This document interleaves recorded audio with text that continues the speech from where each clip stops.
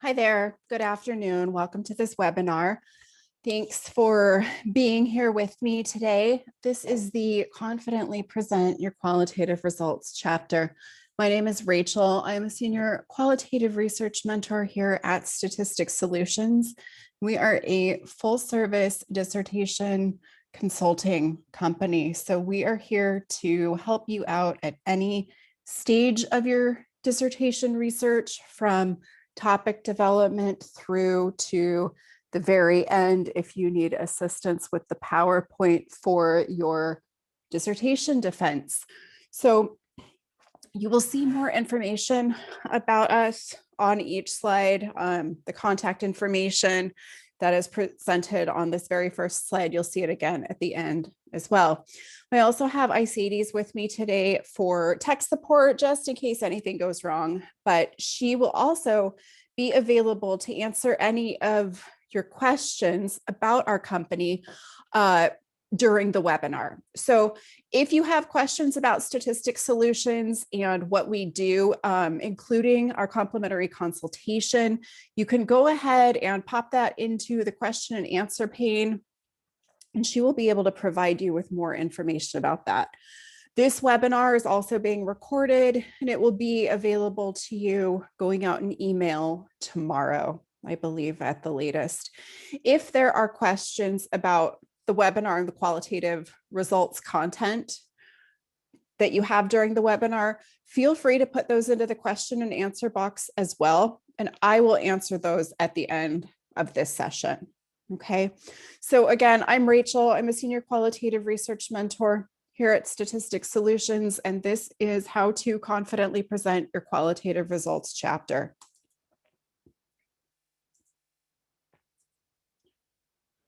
I like to begin by presenting an overview of the different sections that you can expect to include in your results chapter. And so this is really a compilation of those sections, those components that I have seen across most schools that I've worked with. So I have clients from all kinds of different colleges and universities. This is what I see most commonly. So some of these may not be applicable to you, and that's perfectly fine. But if you're really struggling with, what should I include versus what should I leave out? If you include all of this information, you will be totally set up and ready to go, ready to rock your results chapter. Okay, so those sections are the introduction, the setting, demographic information, data collection, data analysis, results, trustworthiness, and summary. And so I'll talk about these each in turn. And if you're thinking this looks a lot like my methods chapter, well, you're right. But there are some key differences that I'll touch on as we move through each section. So in the introduction, as with the introduction to any chapter, you are going to want to sort of recap the purpose of your study. So restate the problem and the purpose. And for this, you can copy and paste that. Most schools want to see this verbatim. Everywhere you write the problem and the purpose, they want to see that you are using exactly the same language. So be sure to do that. This is not the time to change anything. Okay, restate those verbatim. You want to also remind your readers of the research questions, okay, and provide a preview of the chapter or those major sections that I listed on the previous slide. Okay, so I always like to think of this as having a goal of holding the reader's hand. Okay, you don't want anything to be a surprise. You want everything to make sense and flow logically. So, it's kind of keeping in the back of your mind at all times, what does my reader need to know at this point to help them make sense of this? Okay, so hold the reader's hand as you move along. In your intro to the results chapter, restate the problem and the purpose and your research questions as a reminder. Now, these next couple of sections are going to sound similar to your methods chapter. Okay, settings, data collection, demographic information. But those of you who have sat in on my methods chapter webinar know that I like to view the methods chapter as the expectation of what is going to happen. Okay, so assuming that everything goes right, here is how you will collect your data. Here's what your setting looks like. All of this information. But in your results chapter, this is where you talk about how plans might have changed from what you established in your methods chapter. Now, I am of the firm opinion that it is perfectly fine if these change. That is life. We are human beings. Most of us are probably conducting research with human subjects. That is how life works. Okay. So if you had to alter your design at all from what you proposed to do in your methods chapter, this is where you talk about how that changed. So in the settings section, you want to talk about where you conducted the research and why. There should be some justification for why that setting was important for data collection. Any conditions that influence your research. Okay. Any conditions that influence your participants. This is where you talk about anything that may have impacted research, participants, data analysis, interpretation of your results. Okay. And at this moment in time, there's one really, really big condition that probably all of you have had to grapple with or will grapple with, which is how do I collect data during a global pandemic? Okay, it's fine. It's totally doable. So you use Skype or Zoom instead of sitting down face-to-face with your interview participants, or you do a focus group via Zoom. You know what? It's totally fine. And everybody else working on their dissertation at this moment in time is going through the same thing. Okay, so it's okay. So this is where you talk about the reality, right? The methods chapter is the expectation. This in the results chapter is here's what really happened. Okay. You want to include a section on demographics as well. This is where you talk about the information about your participants that is important for understanding the context of your research. Okay, so it may be the case that not everything is sort of important. It may be the case that it's unimportant for your reader to know the age range of your participants or specific ages of your participants. Okay, that is something that you will have to decide based on the design of your study, based on your problem and your purpose and your questions, what needs to be presented. But the idea here is that it adds to the ability of the reader to contextualize the results, make sense of the results. Okay.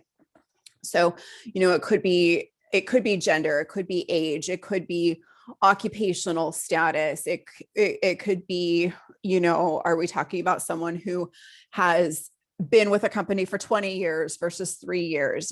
That's for you to decide, again, based on your own study. Sometimes it makes sense to present this as a table. Okay, so participant 1, 2, 3, 4, 5, and then any pertinent demographic information in the columns. But occasionally it makes sense to present this in narrative form, in like participant sketches or a profile of the participants. And again, this is something where I say that either is appropriate as long as it's appropriate for your particular study, right? That's what really matters. There's not a right or wrong way to do this. No matter what you decide, you want to maintain your participants' confidentiality, right? That's the key of utmost importance in research with human subjects. Okay, so you wouldn't want to present names, and you would probably want to refer to a larger geographical region than just maybe the city where they live. You may want to obscure any details that you can so that they're not readily identifiable to anyone reading.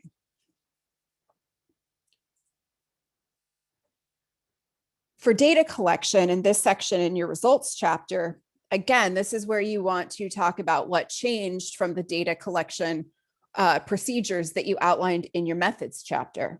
So you want to talk about how many participants were you able to recruit?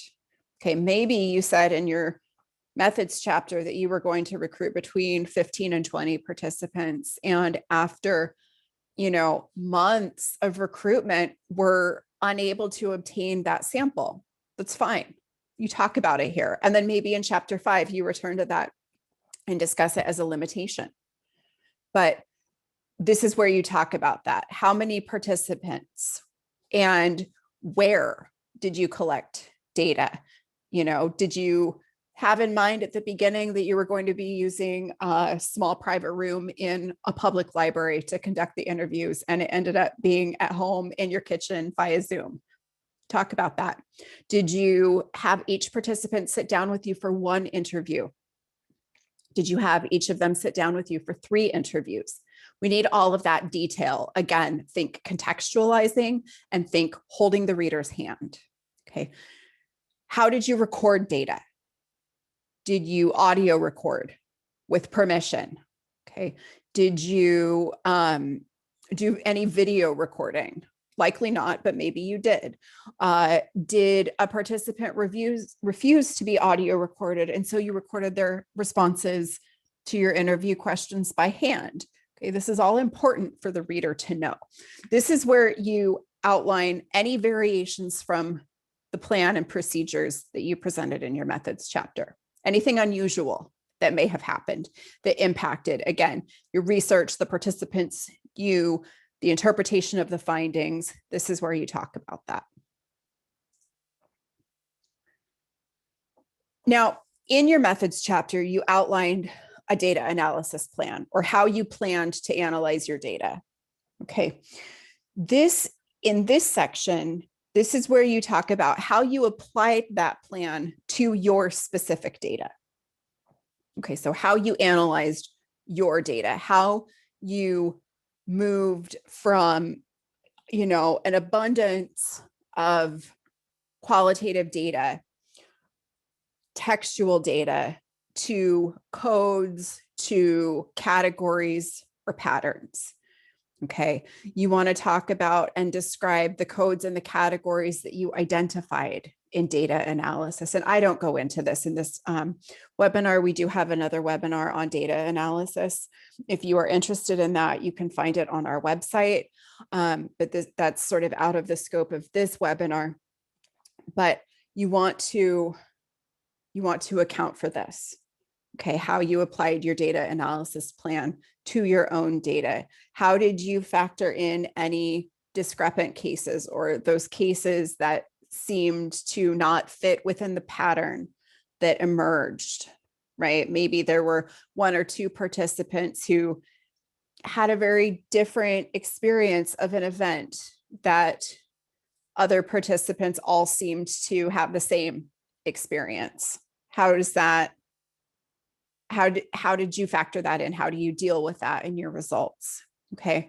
Now, this is also a section where I see certain universities prefer that this goes into the methods chapter. And if that's your university, that's perfectly fine. So you write it up for the results chapter and your chair says, oh, actually, this should go into the methods chapter. And you say, okay, because you already have it written. Right? You just cut and paste that right into your methods chapter. No big deal. So like I said, if you follow these sections, even if you end up writing more than you needed to, you will have everything that you need. Presenting your results is really the bulk of this chapter. Right? This is the meat and potatoes. This is where it's at. So you may see some variation in the other sections that you present, based on what your school wants or your chair's preference or something like that. So again, it's always a good idea to follow your own school's checklist and template, as much as possible. But this section is the chapter, okay, presenting your results. So this is the focus. You can organize your results in different ways. And again, this is to give you some options, but you need to think about what makes the most sense for your own study. Okay. It might make sense to present your results based on the research question. Okay. So you might have 2 research questions and themes 1, 2, and 3, or categories 1, 2, and 3 addressed research question 1. So that's how you break it down. You might have, 2 more categories that address research question 2. Okay. But you can also present your results by category or by theme if you're using a thematic analysis. Okay. And you want to get, be specific with the wording. But if you present by a category or theme, then you still want to, as you describe each category, still want to address how they answered, how those themes helped you answer the research questions. So again, this isn't something that I can say sort of for sure, one way or the other, what makes the most sense for anybody's specific project, right? Anybody's specific study. It just needs to make sense. There's not a right or wrong. It just needs to make sense for your own. In qualitative studies, it's best practice to use your own words, narrative format. Okay. So you want to describe the category, what it's about, what your participants had to say, and then use supporting quotes from participants. Right. This is, assuming that you have conducted interviews, you should have good support based on what participants have said for each category. Okay. If you did some kind of document analysis, you may use excerpts from documents. If you've conducted observations and have permission to use photographs, you might include those. Okay. But those should support your own words. They don't stand in for your own writing and analysis. Okay. So you discuss the data. What are the major patterns that come out of the data? And here I say interpret if appropriate, because there are different types of data analysis for qualitative research.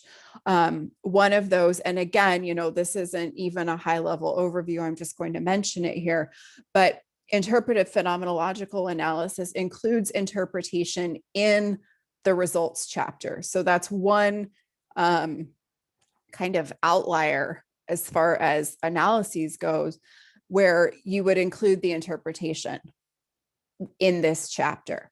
Otherwise, you are simply presenting your data and discussing it and describing it. You leave the interpretation out, okay, because that comes in greater discussion in your discussion chapter. Okay. And so again, I remind you, as you're presenting your data, this should be very logical. It should flow clearly. It should make sense to the reader. You want to hold their hand. Now let's return to this idea of discrepant cases or negative cases, because you want to show what you did with these. Okay. We can't ignore the fact that if you have 10 participants and 8 all fit well within a pattern of the same experience of an event, let's say everybody went to a concert and, a music concert, and 8 people had a really, really great time. And 2 people hated it. We don't leave out that 2 people hated it. So what do we do with that? We have to talk about that. Okay, so they appear to disconfirm, they sort of disrupt the patterns that we have established in the data. But this illustrates variation in the experience, right? It may help us to present alternate explanations. It may lead to future research, right? Well, okay, if 8 people had a great time at this rock concert and 2 people hated it, then maybe it's time to explore why 2 people hated it. What was their reasoning behind that? And so I typically find that it is best practice to discuss these discrepant cases at the category level, okay, or maybe subcategory if you have a couple of different categories, subcategories, and codes, if you're doing a hierarchy like that, because it may be that it's likely that those participants, there may have been other aspects of that experience that were similar to the other participants. Okay, so you want to kind of look carefully at how they differed and where, and talk about it in a bit more of a finely grained way.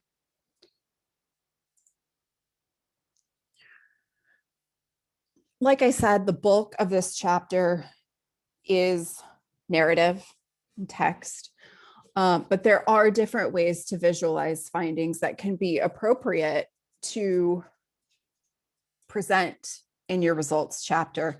So like I said, tables or figures can be really helpful. Tables for demographic information can be very helpful. You might use maps, right? There might be some visual or geographic component to your study. And so including maps might be an important element in the results chapter. You may have some kind of participatory element where you asked people to make drawings, you asked your participants to make drawings. That might be appropriate to include. You can get kind of creative here. It again just depends on what makes the most sense to present. And the one sort of key here is to remember that if you are using tables, figures, maps, drawings, what have you, they must be described in the text. You can't just drop a table in and say, here you go, figure out what this means to your reader, right? You have to give them context. You have to hold their hand. So what is the table? What is it about? What information does it include? How does it include? How does the reader make sense of this table? Or how does the reader make sense of this drawing that, an 8-year-old participant of yours drew, right? So they do have to be described still in narrative form, even if you are doing something more sort of visual in the chapter to present your results.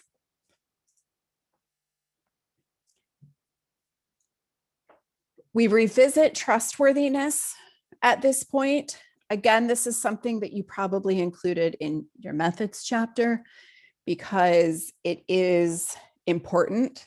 In qualitative research, we don't have quite the same way of establishing validity, reliability as in quantitative research, but there are still steps that we can take to establish trustworthiness in qualitative research. And so you want to touch on each of the 4 issues of trustworthiness. So credibility, transferability, dependability, and confirmability.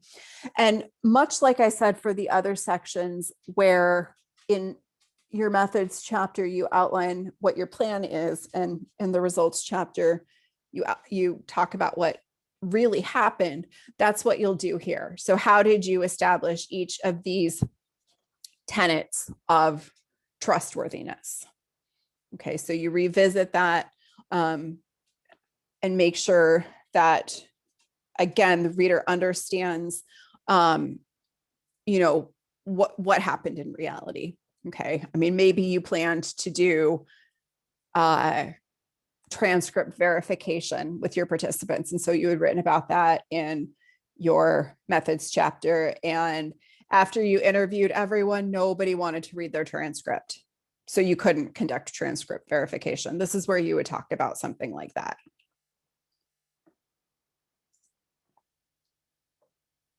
And then the last section is your summary, right? Where you want to highlight again, recap those main findings, what you found from this research. I like to say, paint a picture of what you found, right? What were some of those really important findings? And then transition into the next chapter, which is likely going to be your discussion chapter, which is where you discuss your findings in greater detail and in relation to the literature. Okay. And for those of you who are interested in, learning more about that, we also have a webinar about the discussion chapter available as well. That's not within the scope of this webinar. So you know all of the major sections now, and if you get those all included into your results chapter, I guarantee a confident presentation. But for those of you who are still saying, okay, well, yeah, it's nice to have, a checklist, something to go off of, but I really just don't even know where to start, I also have tips for you there. And this is really based on my own experience in writing a dissertation, but also what I have seen and recommended to clients over the years. I think that the results chapter is not necessarily a difficult chapter to write, because you know your information, you know your data, you know your study, and you know it better than anyone, right? Because if this study had been done before, you wouldn't be doing it. Okay, so you are the expert on this. Be confident in that. What I think is challenging is that by the time we get to the results chapter, it has been months to even years since we have been in a pattern of reading and writing and engaging with our work in that way.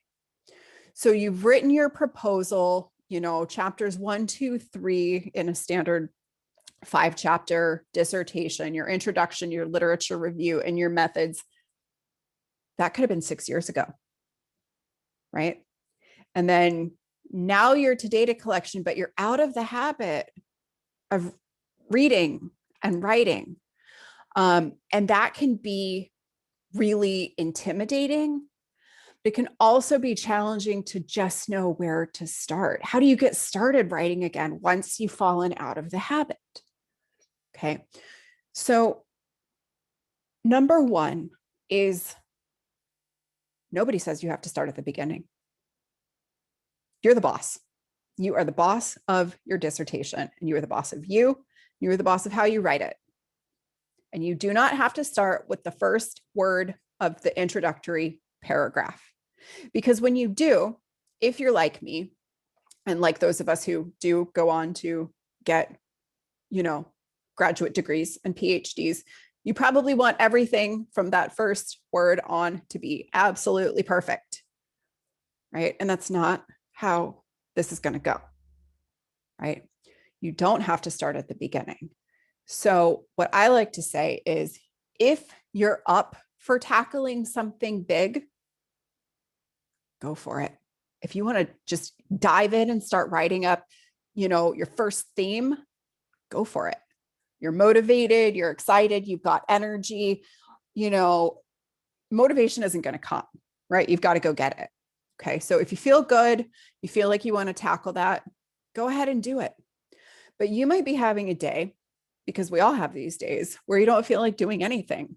And maybe you want to do what I like to call TV work, right? Where you work on something that is a little bit mindless, that you can kind of have the TV on in the background or have some music on in the background, and it's not going to disrupt you.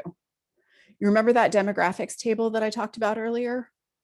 Put that together, right? It doesn't take a whole lot of, brain work and brain space, but it's something that needs to be done, right?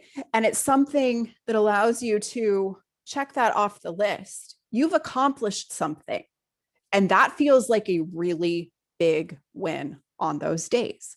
So if you have to go for the low-hanging fruit, don't feel badly about it. You're still moving toward the mountain. That's what is important. And on a day where you have, gotten a better night of sleep and you've had enough caffeine that's kicked in, maybe you feel like tackling something bigger. Okay. And you start writing up your themes. But again, you're the boss. You don't have to start at the beginning. You can start wherever you need to start. Maybe it's theme 3 that was especially interesting to you, that you're most excited about. And you don't want to write about themes 1 and 2 yet. You just want to write about theme 3. Go for it. Nobody says you can't.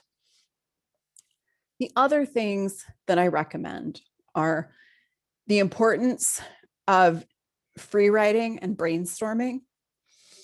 And this is, I think, especially important when we are out of the habit of writing.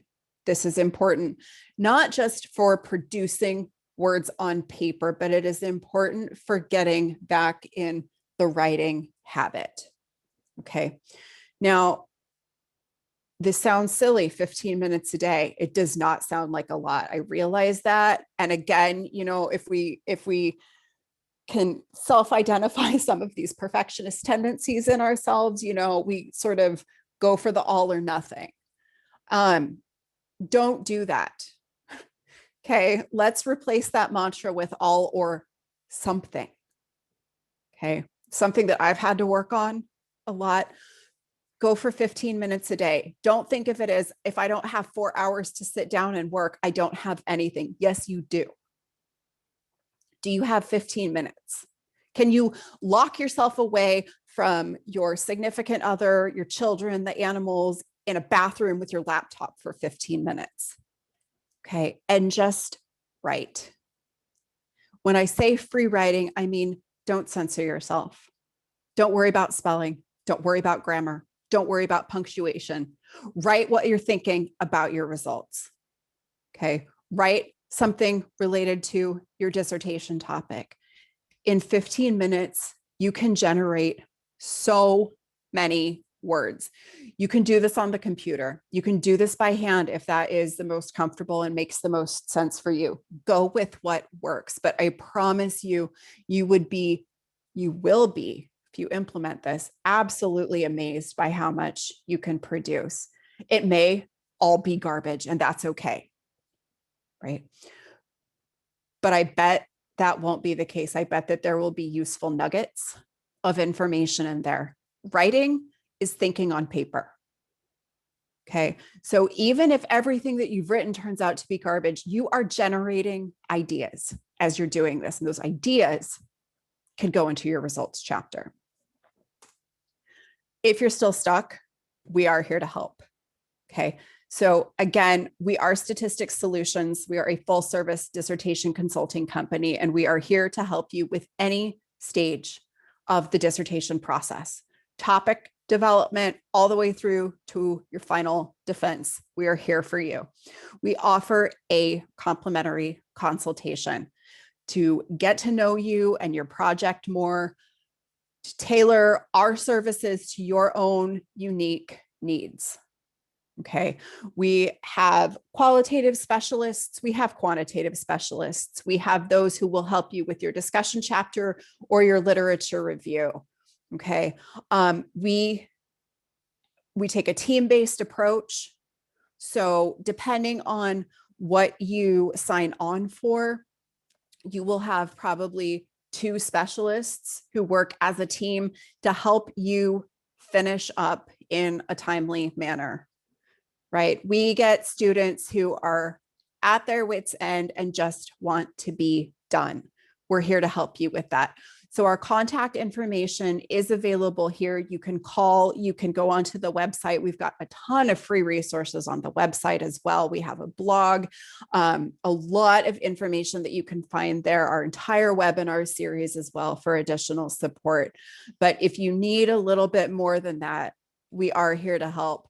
So I will get to questions now, but again, thanks for being here this afternoon. My name is Rachel. I'm a senior qualitative research mentor here at Statistics Solutions. I will be checking out the questions box and reading the questions and answering them out loud. So one question is, could chapter 3 be changed to reflect what was done? For example, I had planned to store data in the cloud, ended up storing data on a secured network drive. Yes, chapter 3, well, okay, the short answer is yes. The longer answer is double check with your committee, double check with your chair. There are some people who are far more rigid than others when it comes to updating the methods chapter. I tend to be a pretty permissive person and like, oh yeah, go ahead and do it. But,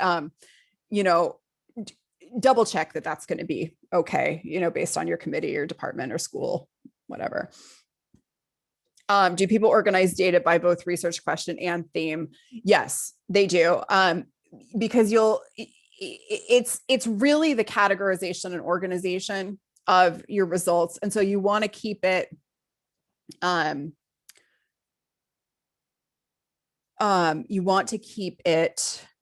organized in that way because it makes it easier to read. Again, think, holding the researcher's hand or the reader's hand. So you might present by research question, but then within that, you're probably going to talk about theme 1 separately from theme 2 and so on and so forth. So yes. Let's see. A question about encouraging completing courses to understand data instead of relying totally on services. Yes, this is a good idea. You do want to have a good working knowledge because we can help you out so much, but the reality is that we can't be in your final defense. We can't be there answering questions for you and holding your hand. And so it's, this is something where, you do need to have enough working knowledge to be able to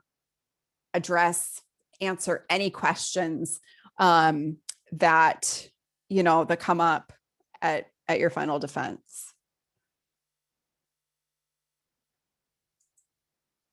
Do I have any recommended resources for hermeneutic phenomenology?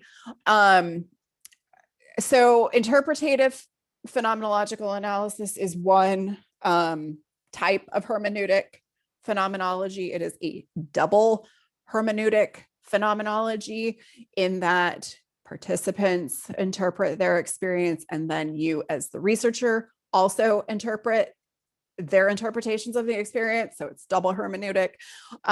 So I would look up IPA or interpretative phenomenological analysis, that is hermeneutic. I think the other one is Van Manen.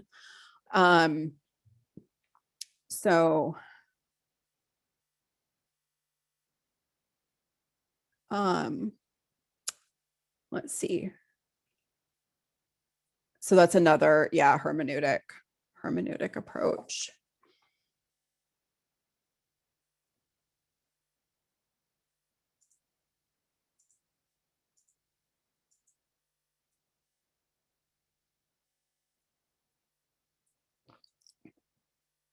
Are there other questions I can answer? The cost for services is something that we determine during the consult.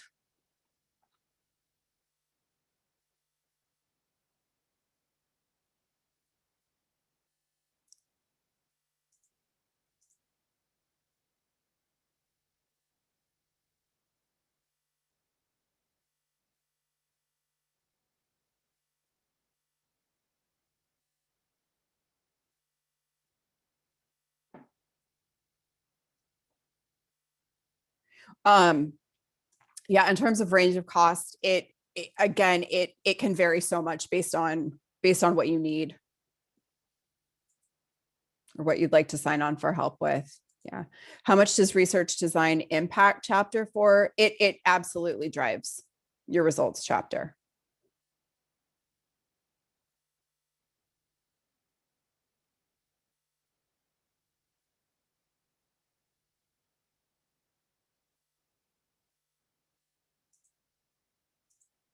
How long should you commit to completing your results section? If you are finished with data analysis, with data collection, data analysis and writing the results section, I mean, this is so hard to say because everyone's situation is unique. It can be done, if you can devote sort of all of your time and attention to it, it doesn't have to take more than, a few weeks or a month or two. But, if you don't have that luxury, and a lot of people don't, it may end up taking longer. And I do think that one of the reasons why it does take longer is because by this point we get out of the habit of writing. And so it's very difficult to establish, if you can't get that pattern established, it can take longer.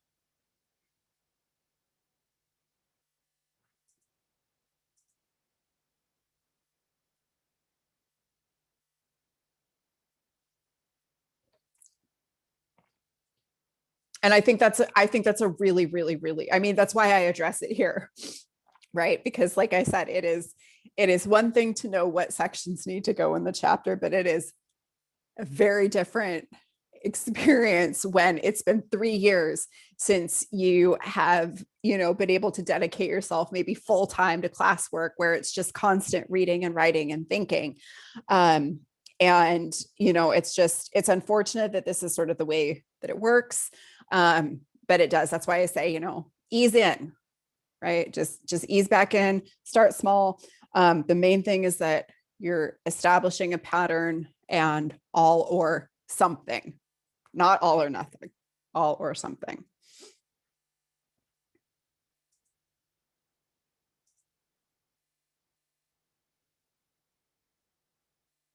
Are there any final questions that I can answer today?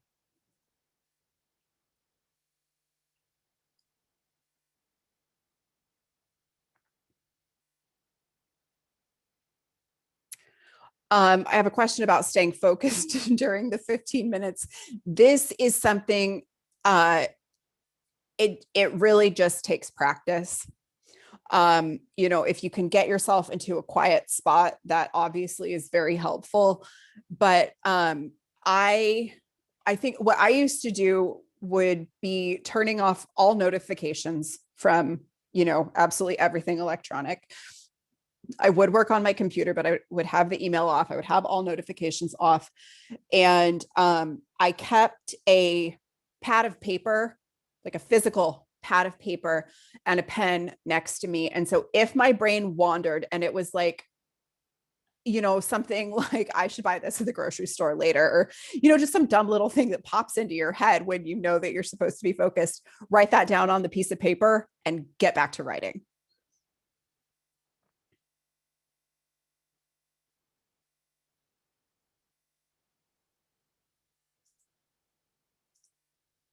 I believe that we do have a mixed methods webinar. That would be one to check on the website and keep an eye out for. I'm not sure of date or time.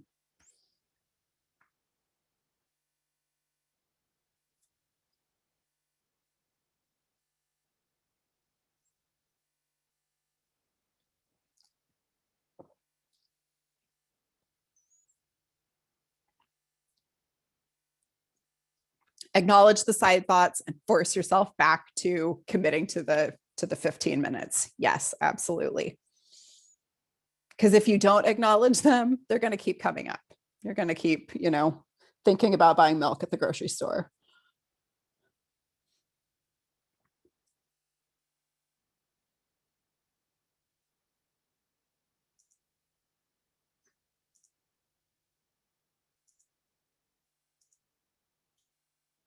I have a question about using graphics in my PowerPoint slide. Are you talking about me in specifically, or just sort of you as in the royal you?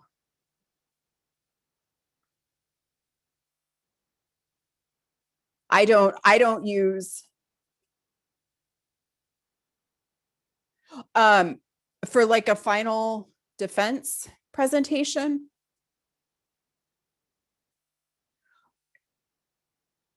Generally, So my general opinion is that simplicity reigns supreme when it comes to PowerPoints. Certainly if a client were to request use of graphics or something like that, if they sort of seem to make sense, that would be something to talk about. But otherwise, I really think that with PowerPoint, keeping it simple and clear is the best.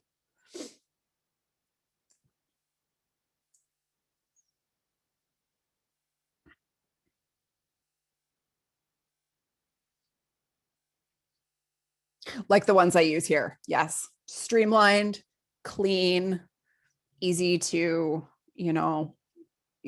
easy to read. And I prefer, less text, more audio, more talking as far as presentations go. You don't want to burden your reviewers with sort of too much on a slide.